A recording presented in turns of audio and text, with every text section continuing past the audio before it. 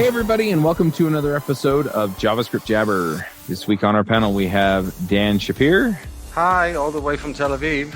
Aimee Knight. Hey, from Nashville. I'm Charles Max Wood from devchat.tv. Quick shout out about maxcoders.io. I'm still working on the tagline, but it's something about just helping developers max out their lives. We have a special guest this week, and that's Vitali Zaidman. Yeah, hello from Tel Aviv as well. I think I've probably butchered your name every time we've had you on. No, actually, it's great. Awesome. This episode is sponsored by Tidelift, the enterprise-ready open-source software managed for use solution. Tidelift provides commercial support and maintenance for the open-source dependencies you use to build your applications, backed by the project maintainers. Save time, reduce risk, and improve code health. The Tidelift subscription is managed open source for application development teams. It covers millions of open source projects across JavaScript, Python, Java, PHP, Ruby, .NET, and more.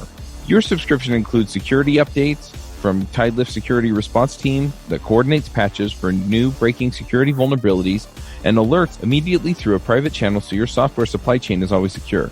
Tidelift also verifies license information to enable easy policy enforcement and adds intellectual property indemnification to cover creators and users in case something goes wrong. You always have 100% up-to-date bill of materials for your dependencies to share with your legal team, customers, and partners. Tidelift ensures the software you rely on keeps working as long as you need it to work. Your managed dependencies are actively maintained, and we recruit additional maintainers when required. Tidelift helps you choose the best open source packages from the start, and then guides you through the updates to stay on the best releases as new issues arise. Take a seat at the table with the creators behind the software you use. Tidelift's participating maintainers earn more income as their software is used by more subscribers, so they're interested in knowing what you need. Tidelift supports GitHub, GitLab, Bitbucket, and more. They support every cloud platform and other development targets too. The bottom line is you get all the capabilities you expect and require from commercial software, but now from the key open source software you depend on. Check them out at devchat.tv/Tidelift. You want to just remind people who you are and then we can dive into the topic here? Yeah, I'm a full stack developer for more than 7 years now. I work in a software consultancy by the name of Weldon Software. Currently, I work with takeaway.com. Their Israeli website is Anubis, and we work a lot on SEO. So I have a lot of experience in this field. Nice. In fact, we were doing my JavaScript story, and I think you mentioned that you'd been working on SEO for developers or something like that. And and I was like, that's an awesome topic. And just to give a little bit of background, one of the things that I'm really working on these days is just covering some of the topics that developers need to understand in order to, like I said, max out their lives or max out their careers. And a lot of times, one of the things that we often ignore is anything on the sort of business end of things that isn't some like deep technical topic. And I know SEO kind of can border that line a little bit, but it can be really, really important and really valuable to your employer for you to have those skills. If you have those kinds of skills, again, it's like the management skills and the training skills and the mentoring skills and a lot of these other skills that we kind of consider soft skills. And then some of the business concerns, if you understand those, then you can add a ton of value to your employer and what they're doing. And then what happens is then you become more valuable there, and it makes it easier for you to justify a raise, makes it easier for you to hold on to your job if there's some kind of economic downturn, makes it easier for you to get promoted. A lot of different things start working for you as you understand those things. So I was like, sweet, let's talk about it. So do you want to give us kind of the elevator pitch as far as what SEO for developers looks like? Yeah, so first of all, I agree with you about the learning different fields and different stuff to promote yourself. It's so true. I saw it so many times. Well, in regard to SEO, so SEO stands for Search Engine Optimization, which basically means that it's the process of making your website appear higher on search engines. And people usually focus on Google because they have a huge market share. By the way, it's not true for everybody, but usually people focus on Google, and by creating good SEO for Google, they also get nice SEO on other search engines. So that's SEO in a nutshell, just promoting yourself on Google. I can also add that SEO looked completely different like 10 years ago, I guess, maybe even less. SEO just a bunch of dirty tricks that people used to do. I don't know, like repeating the same word many times, or I don't know. I remember this. putting, That's terrible. putting some like many words in a transparent box or something. So it's a bad idea to do it today because Google actually have a list of these abuses and they might penalize you, or they most probably would penalize you for doing these things. So because Google intends to link people to the best websites for their searches, and because they're so good in what they're doing, today the best thing to actually promote yourself on Google is to provide great content for your users. So that's from the business aspect. And for us, the developers, the best thing we can do is to optimize the website for SEO, which means just to expose this great content to Google in the best way, to make the site smooth, to make it operational, to make it secure, to make it accessible, to make it work on mobile, things like that. And that's in a nutshell. So I know there's tons of different things that you can do, but what percentage of this just goes back to like having good semantic markup and taking the time to understand some of the stuff that we take for granted, like our styling and just basic JavaScript stuff? Well, yeah, so Google looks at your HTML, and that's actually what they're doing. They parse your HTML, and then they look at the structure of your website to try to understand how valuable is it. And also, they look how users interact with it. So having all this good semantics helps Google understand what is your site about. So that's the reason why it is important. Also, you have many tags like the title tag, which determines how your website would look on the Google results pages, and the description tag. And you have all these tags that prevent duplication, like not all these tags, the canonical, the meta canonical tag. That's a big part of what developers usually do to improve SEO. So basically what you're saying is that task number one is just make your website, just use better semantic HTML is probably the first thing you should be doing.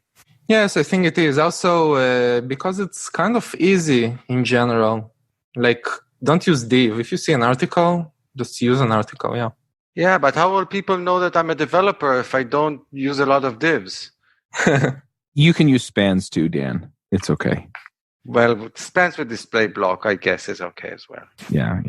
Yeah, that's why I asked the question. I think there's a lot of people that enter JavaScript and web development from like the HTML, CSS route. So they're pretty educated in this, but then there's also a portion of the community that might enter from like a maybe more quote unquote traditional background, like learning Java in college, where they're just learning like computer science and programming and not really HTML and CSS. And because HTML and CSS are like not programming languages, I think sometimes people dismiss them. But depending on where you're working, if you're working for like a company that targets consumers, then taking the time to, understand some of HTML and CSS at a like deeper level is going to be beneficial, even if it is kind of easy. Yeah, it also depends on the size of your company, because bigger companies has the privilege of having dedicated teams for SEO, and they usually catch these things and just tell the developers how to improve them. For example, like in the company that I work with, takeaway.com, they have a big, it's not a big department of SEO, but they have a department of SEO with people who are like hardcore experts on this. They work on SEO for many, many years. If they see something like, a wrong tag being used somewhere, for example, we use they told us, use H1 instead of a div, or use H2, things like that. They see the things, but this topic is mostly problematic in smaller companies because they don't have these people who specialize in this field. I suggest them reading at least what Google exposes to the public. We obviously added to the links of this podcast below. So Google has its own guidelines on how to do the things. Yeah, just read it. It's not long, and you would learn a lot of stuff from there. just implement it everywhere. I kind of want to jump in on this a little bit, not just in the sense of, using H1 tags and the makeup of the website. There are a lot of things that go into it, and Google looks for a lot of different things. Not having, erroneous HTML on your page and having things reflect in the right way makes a lot of sense. I've been spending a lot of time working on the SEO for devchat.tv, and, we've seen a pretty significant bump by working on it. And I guess SEO is measured, in how you rank for the keywords that you're targeting.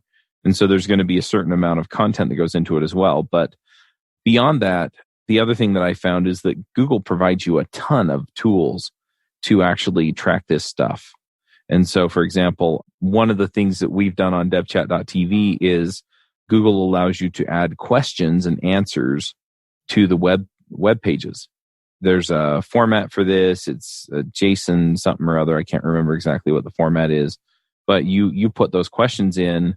They like you to show the questions, the Q&A on the page as well. The FAQ is what they're calling it.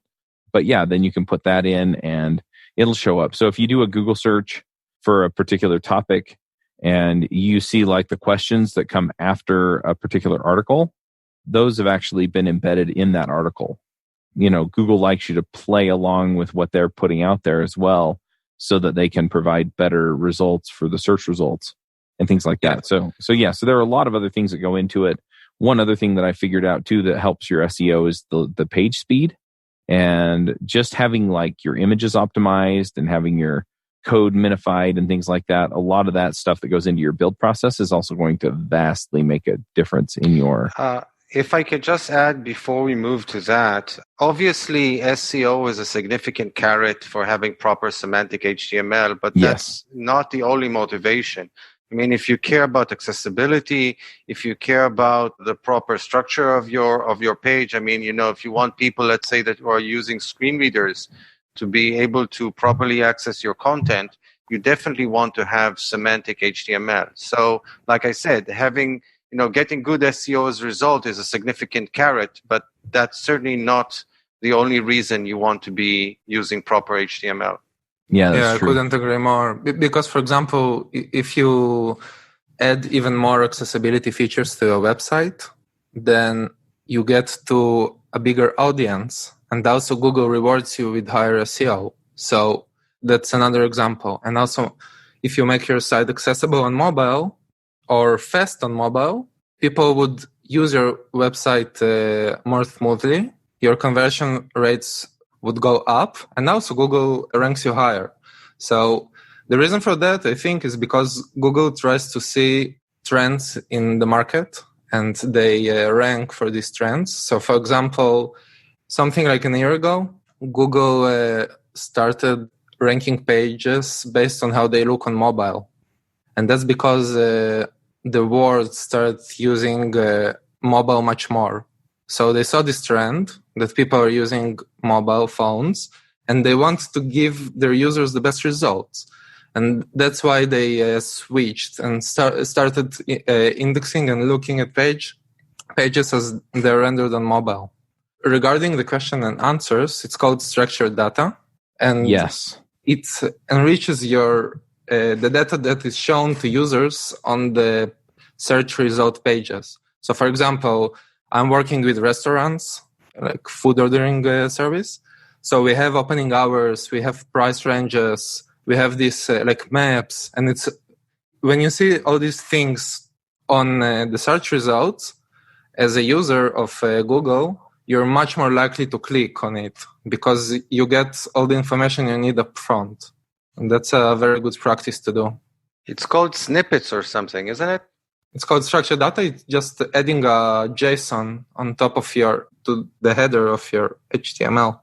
I recently saw a video where they showed that even just having a table of relevant content in your page, just the HTML table element, and if you're ranked number 1, there's a good chance that Google will actually extract that table out of your page and embed that into the search result. So it goes beyond JSON, per my understanding. Yes, as far as I understand, and that's another thing that changed very, very recently. Google uses the latest Chrome now. So they use an evergreen Chrome to crawl your website. They look at it as they're just users, and they have very advanced algorithms to read the content and to parse it. They can even parse podcasts. They can even parse the audio. Mm-hmm. And that's exactly what you said before. They can do it, but we should probably help them. We should probably optimize for SEO. So we will be sure that they extract exactly the content that we want. So for example, in a podcast, you would consider transcripting the whole podcast for this reason, to have keywords on your podcast result page, even though Google says they're doing it. But you don't want to trust them on this. They actually crawl your website and they pull things out of audio tags and a bunch of other places. And it definitely helps if you have the right meta information around things to make it so they can find them. I worked a lot with Google Speed Insights, so I have a lot of information about it. And if you want to get into it now. Yeah, I think that would be definitely a cool topic. It's one that I've been looking at a lot as well. So it'll be interesting to exchange information. Okay. So Google Speed Insights. Google uses a tool that's called Google Speed Insights to assign a score to your website regarding its performance. They currently only look at the performance of how your website loads, but they intend to use similar tools to see how your website performs in general. But as I said, currently they only look how your website loads. They use 2 tools to achieve it. First of all, they have real field data. So I think most of the people don't know it, but if you opt in to help improve Chrome's features and performance when you install Chrome, it tracks how fast websites load on your Chrome, and they collect this information to understand how fast web pages load. So they actually collect data from real users and try to rank pages based on this metric. Okay? This is called the Chrome CrUX, or Chrome User Experience Report. It's worth mentioning that all this information is actually available. You can actually run it all goes into a BigQuery database, and you can actually run queries on that data. So that's indeed a very useful source of information to learn about the performance of your own website, assuming you have enough visitors, because they do set a certain mark, which they don't advertise, that the number of visitors that you get is below that mark, then your site won't be in that database, because they consider it that there's not enough visits to calculate proper statistics for it. Yeah, exactly. This episode is sponsored by Sentry.io. Recently, I came across a great tool for tracking and monitoring problems in my apps. Then I asked them if they wanted to sponsor the show and allow me to share my experience with you. Sentry provides a terrific interface for keeping track of what's going on with my app. It also tracks releases so I can tell if what I deployed makes things better or worse. They give you full stack traces and as much information as possible about the situation when the error occurred to help you track down the errors. Plus, one thing I love, you can customize the context provided by Sentry. So, if you're looking for specific information about the request, you can provide it. It automatically scrubs passwords and secure information, and you can customize the scrubbing as well. Finally, it has a user feedback system built in that you can use to get information from your users. Oh, and I also love that they support open source to the point where they actually open source Sentry if you want to self-host it. Use the code devchat at Sentry.io to get 2 months free on Sentry's small plan. That's code devchat at Sentry.io. Also, they use lab data, which is just using their own machines to navigate to your website using the latest Chrome. By the way, it doesn't have any special user agent, so you can't detect it in general, but they use real devices or simulated devices in case of mobile, and they navigate to a web page. They collect all kind of metrics from your website. For example, when the first input was received, so how fast did you respond to the request to get to the website? Or first contentful paint, which means something contentful and big was painted. Time to interactive is an important one since the last algorithm change a few months ago. Time to interactive means the moment where the user can interact with the page. So there's all these metrics, and Google always changes the formula and the metrics they use to calculate your score. But the important thing to remember is that it's pretty easy to get a good score on desktop, but the moment you get to mobile, it's very, very hard. Like many websites have a score which is less than 10 or less than 20 because first of all, Google uses a mid-tier device, they simulate a mid-tier device. They simulate Moto G4. It might change in the future when the mobile technology advances, but currently they use Moto G4 and they use a very slow internet connection. So they use an internet connection with 150 milliseconds latency and 1.6 megabits per second, which is 200 kilobytes per second download speed. And the 150 millisecond latency means that every request to a new domain would take you around a second because you have a DNS lookup, takes 150 milliseconds, a connection, then you have SSL authentication, then you need to fetch the data, and the internet is slow. So you would probably fetch it not really fast. So it means that every single script you add from, third-party library, or if you add some kind of analytics, it all adds up. And in the end, your website loads like in 10, 20 seconds on mobile. These numbers are just unbelievable. Yeah, I just wanted to add two things. First of all, to mention the technology that they use to drive Google PageSpeed Insights, which is, if you Google for Google PageSpeed Insights, you will actually find this tool and you can easily put in your website and see the scores that you get. But the tool that they actually use to drive this, the technology actually, is called Lighthouse. It's integrated now essentially into almost all of Google's performance auditing tools. You even have it built into Chrome DevTools. So if you go in the Chrome DevTools to the audit tab, that's essentially the same technology. So it's Lighthouse there in the DevTools, and it's also Lighthouse in Google PageSpeed Insights. And you will get more or less similar results. It will vary, obviously, because you're testing at a different geolocation, whatever, but the results will generally be kind of similar. And it's also in the webdev.dev website. They have the same tool. And also on webpagetest.org, you can actually run Lighthouse from there as well, from different locations. So this tool is really all over the place. So that's one thing I wanted to mention. And the other thing I wanted to mention is, we're looking at it from the perspective of SEO, but you also need to remember that we in the developed world tend to think that, oh my God, like Moto G4, that's so slow, and 3G, that's so slow. But for a lot of people out there, that's the reality of their browsing experience. So if you're getting a low Google PageSpeed Insight score, PSI score, that's potentially indication that if you've got users that say, I don't know, in India or the Philippines or South America, they might be getting a pretty poor experience as well when they try to visit your website. So it's not just the Google bots; it's potentially your visitors as well. From my experience, the simulation of Moto G4 is great. I took an actual Moto G4. I navigated to our website, a place in the office where the connection is not very good, and the results were exactly the same. So yeah, what Google says is true. In general.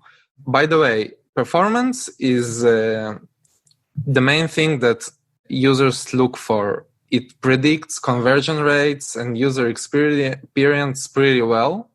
So as Dan said before, aim for good performance, aim for fast websites. It's very important not only for SEO. Yeah, totally agree. Obviously, performance is important. Like Vitali said, performance is important for the success of your website. And Google have stated that performance is one of the considerations that they're taking into account when determining, the ranking for your site. Mm-hmm. What I've not seen is any explicit statement talking about how your performance directly impacts your ranking. and even more specifically, how your score in a tool like Google PageSpeed Insight impacts your ranking, if at all. So what I'm actually asking is if Vitali has seen any explicit statement from people at Google or from the SEO community at large that correlates more directly between page performance and the SEO beyond the general statement that having good performance is good for SEO. Well, I think this question can be applied to many things on SEO because Google is very vague about their algorithms, and like they have so many factors there. We can only assume that it does because of vague statements, but no one can say for sure. And also they update the algorithm like once or twice a day. They make really big algorithms changes all the time. Once or twice a year. They also update Google Lighthouse all the time. So I wouldn't say that when you improve your speed, you actually significantly improve your SEO directly, but you might improve it because people would experience the website better. And you might also get rewarded by the SEO gods, but I don't think we know that for sure. So here's a bit of information that I've been able to find. I did, like I said, some digging before the show. So back in July 2018, Google introduced an update to their engine. They've done some updates since then, so this information might itself be dated. But they did something called the speed update, in which they said that they will take website performance into account for SEO, but, and here I'm quoting, that it will only affect pages that deliver the slowest experience to users and will only affect a small percentage of queries. So, like I said, I'm in total agreement that you should strive to have the best performing site that you possibly can, and that the performance of your site is probably one of the key factors for the success of your site. I am, to an extent, questioning if how much impact it currently directly has on your SEO. And just to give another specific example, if I do a Google search for news, just the word news, then not something I will get CNN and Fox News in the first page. But both of these sites actually have a fairly abysmal Google PSI score. So for Fox News, the PSI score, I think is something like 30-something for desktop and 20-something for mobile. And if you think that's bad, then the score for CNN is 10 for desktop and 1 out of 100 for mobile. So I guess that they're in the first page because, Google tries to figure out intent, and they assume that when people look for news, they want to see CNN and they want to see Fox News. So it makes sure to put them there. And obviously, if your site does not have such branding and you're trying to build your success and move up the ranks, then obviously your story is going to be very different from that. So again, I don't intend to mean that you should ignore performance. That's more or less the definition of my job at Wix. If I would say that to ignore performance, I'd be out of a job.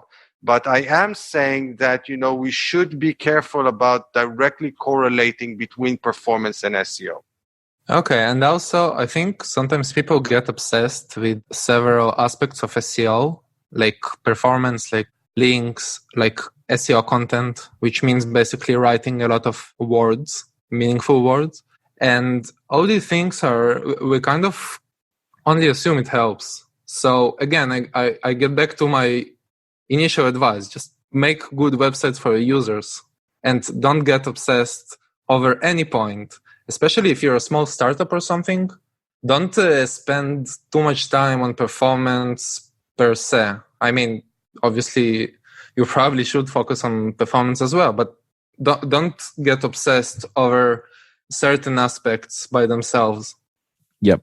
Another thing to remember is that since Google uses the evergreen Chrome browser to make the lab measurements of speed on your website, you can use all the latest features of Chrome. So, for example, you can use a native lazy loading of images and just add this very, very small attribute to all your images where they get loaded lazily, which means Google would load much less data when they navigate to your website and rank it for speed. So that's another piece of advice. Makes sense. All right. Well, we've got to get to picks because we have another episode coming up for recording here in about 10 minutes. But before we do that, Vitali, do you want to just remind people where they can find you online? Sure. First of all, I'll include a link to an article I just wrote about SEO, just an overview for developers. So that's my medium.com profile. And also on Twitter, twitter.com/vzaidman. Awesome. Back when functional programming was making its resurgence, I found it really interesting that a lot of people were moving over there, and it almost felt like it was on hype. And I didn't really understand the power of functional programming until I learned Elixir. Elixir is a functional programming language. It's built on the Erlang virtual machine, and it really does some interesting things and makes you build apps in a different way. But what's really fascinating about it is the speed of the applications, the ability to distribute work easily, and just how it manages the functional programming and all of the nice things about it so that you don't have to worry about side effects and a lot of the other things that come out of functional programming. Plus, pattern matching in Elixir is a killer feature. If you're looking for a new language that you want to learn that is going to make a difference for you and give you the opportunity to challenge some of your thinking and find a new way of doing it, Elixir is a great way to go. And we have a podcast now on Elixir called Elixir Mix, and you can find that at elixirmix.com. Let's do some picks. Aimee, do you have some picks for us? I do. I'm going to go with the one we were talking about Spotify before we started the call. It looks pretty cool. It is like basically, I don't know, it looks like a CLI for Spotify, just like a command line tool written in Rust. So I know I listen to Spotify constantly at work. So the fact that maybe I can just do this from my command line and not have to use the GUI looks pretty cool. So that's going to be my pick. All right, Dan, what are your picks? Well, I might have mentioned this before, but I'll be attending CrUX Dev Summit on November 11th and 12th in San Francisco. Hopefully, by the time this episode comes out, some of the listeners might be there as well. And if that's the case, I'd be really happy to meet and chat with whomever is there. So do feel free to contact me about that. The best way would be to simply search for Dan Shapir on Twitter and, DM me or send me a message or whatever. Like I said, I would love to meet. Continuing my quest to educate our listeners about excellent but lesser known fantasy books and fantasy authors. This time I want to mention one of my all-time favorite books. It's called The Anubis Gates by Tim Powers. Like I said, one of my all-time favorite books, although this is really not standard high fantasy. It actually takes place in our own world, but it's really weird and an amazing combination of magic and science fiction and time travel and whatnot. And it combines ancient Egyptian mythology and romantic English poetry and gritty action and adventure, even a little bit of horror. It's very, very highly recommended. Like I said, one of my all-time favorite books in this genre. So those would be my picks. All right. I'm going to jump in with a few picks. So on Saturday, I ran my first marathon. I ran the St. George Marathon. It was really kind of an interesting experience. Even when I was at the starting line, the idea of actually running a marathon still felt completely foreign and impossible to me. But at the same time, I've driven the road that the marathon goes down a bunch of times. And the idea of actually running down it didn't seem impossible. So anyway, it's just kind of interesting to think about the different ideas that go through your head. So it was pretty cool though. So I'm going to pick the St. George Marathon. St. George is about an hour and a half outside of Las Vegas, if you're wondering, in Utah. So you drive through the canyon there or the gorge in Arizona to get there, or to get to Las Vegas from St. George. But yeah, it was pretty awesome. Had a great time. What did you think about when you ran so many hours? So that's my other pick. I put my headphones in and I listened to an episode it was an interview that Glenn Beck did with a former ISIS bride, which was really interesting just to see the viewpoint there, because she's changed her views on life and actually goes and helps rehabilitate people who are radicalized. Anyway, so it was really fascinating just to kind of hear some of the things that she went through and some of the processes that she went through to kind of change what she thought about the world and things like that. And then the rest of it, I listened to the Adventure Zone, and that's my other pick is the Adventure Zone. It's a podcast of people playing Dungeons and Dragons. And I had just enough episodes left on that story arc to get me through the rest of the marathon. And then I listened to the final episode of that story arc on the way home from St. George when I was driving home. So yeah, the Adventure Zone is a fun show, especially if you really enjoy Dungeons and Dragons. They kind of fudge on the rules a little bit if you're real legalistic about that kind of thing. So if you play Dungeons and Dragons and you're looking for them to be like expert players that always do the things that are in the manuals, it's probably going to bother you a little bit. However, I am much more about the story. And so for me, it was just fun to listen through the story and see where things ended up. And then, of course, they have a Q&A episode after that. They call the Adventure Zone. And anyway, it was just a fun, people asked a bunch of questions and stuff. So, yeah. I have an amusing image in my mind of you running in place before the finish line because you haven't finished the episode that you're listening to.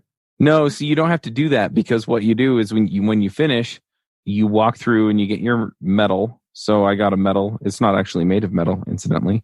Polished sandstone, the one they give you from St. George Marathon. And then you walk into the park and they give you like, the bananas and stuff so that and so you pass out on the grass and then you listen to the rest of the episode there. So, yeah. And I did take a few minutes to recover and then went and picked up my stuff and drove back to the condo we were staying at. So, but yeah, it's good stuff. I really enjoyed it. I'm probably going to try and do another one in like March. We'll see. Vitali, what are your picks? Yeah, so I'm from Russian descent. So I have recently discovered the website Arzamas Academy, which is a website that creates really quality content about the Russian culture and the Russian language. So if you spend several hours on this website, you would be kind of educated on this topic. And if you spend a dozen of hours on it, then you would obviously be more educated on this topic. So I suggest people who understand Russian and want to learn a little about the Russian descent and stuff. This website is awesome. They create very short videos, and they're of a very high quality. So, that's my pick. Awesome. All right. Well, thanks everyone for coming. Yeah, I'm looking forward to this one coming out. And it was really interesting to kind of dive in and talk, I guess, a little bit more about building for an end user that's not really an end user. It's a search engine. So, yeah, it's both. All right, folks. Well, we'll go ahead and wrap this one up, and we will be back next week. Bye. Bye-bye. Bye. Bandwidth for this segment is provided by CacheFly, the world's fastest CDN. Deliver your content fast with CacheFly. Visit CacheFly.com to learn more.